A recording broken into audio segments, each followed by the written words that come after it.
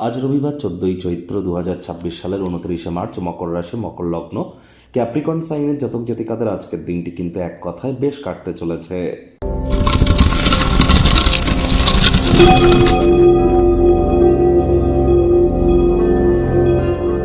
ভিডিওটির শুরুতে আপনারা স্ক্রিনে দেখতে পাচ্ছেন ভগবান হরিবিষ্ণুর একটি মন্ত্র, ওম নমো ভগবতে বাসুদেবায় নমঃ। এটি আপনারা আজ 108 বার জপ করুন। এটি আপনাদেরকে বহুলাংশে উপকৃত করবে। দেখুন, রাজযোগ চ্যানেলের তরফ থেকে আপনাদের সকলকে আজ কামদা একাদশীর হার্দিক শুভেচ্ছা ও অভিনন্দন রইল। একাদশীর এই মহান ব্রত আপনারা পারলে পালন করুন, যদি না পারেন আজ সাত্ত্বিক জীবনযাপন গ্রহণ করুন, নিরামিষ খাদ্য খাবার খান, এটি আপনাদেরকে উপকৃত করবে। আজকের দিনটি ঘটনাবহুল একটি দিন। প্রথম কথা, রবিবার, আর রবি গ্রহের একটি রাশি কিন্তু সিংহ রাশি। বর্তমানে সিংহ রাশিতে কেতু গোচর করছে, আর সেই কেতু কিন্তু আজই নিজের নক্ষত্র মঘা নক্ষত্রে গোচর করবে। দুর্দান্ত একটি সংযোগ। আর কেতু নিজের নক্ষত্র মঘা নক্ষত্রে গোচর করলেও মঘা নক্ষত্রের সিম্বল কিন্তু একটি সিংহাসন, যা সূর্যকেই কিন্তু নির্দেশ করে।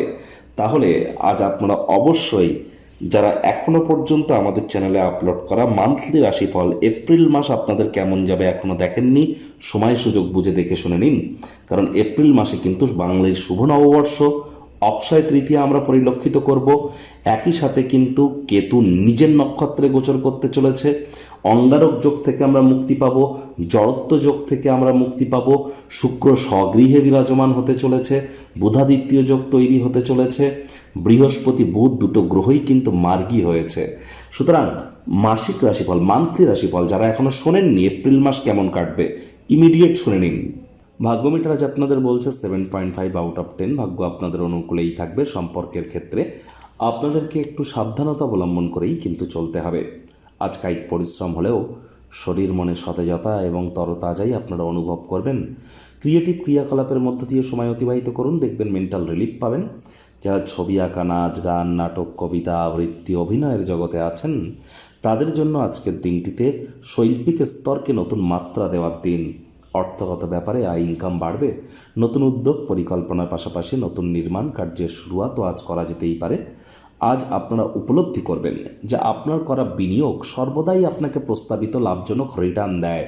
এজন্য বিনিয়োগ, ইনভেস্টমেন্ট আপনার জন্য অত্যন্ত গুরুত্বপূর্ণ। চাকরিজীবী যারা আছেন তাদের অফিসে রবিবার হলেও কিন্তু যেতে হয় অনেককেই। ভাষার আদান প্রদানই আপনার মূল শক্তি হবে, সেটিকে ইউটিলাইজ করুন। রাজনীতিবিদ যারা আছেন জনসংযোগ বৃদ্ধি করুন। হার্ডওয়ার্কের কোনো বিকল্প কিন্তু নেই। শিক্ষার্থী বিদ্যার্থীদের পড়াশোনায় মনোযোগ আরও বৃদ্ধি করতে হবে। উচ্চশিক্ষার জন্য যারা বিদেশ যাত্রার কথা ভাবছিলেন, ভাগ্যদেবীও আজ আপনাদের পক্ষে নেই। সন্তান সন্ততি থেকে থাকলে তাদের দিকে সজাগ দৃষ্টি আপনারা বজায় রাখুন। হাউস ওয়াইফ যারা আছেন, দিনের শুরুটা আপনারা তাড়াতাড়ি করুন।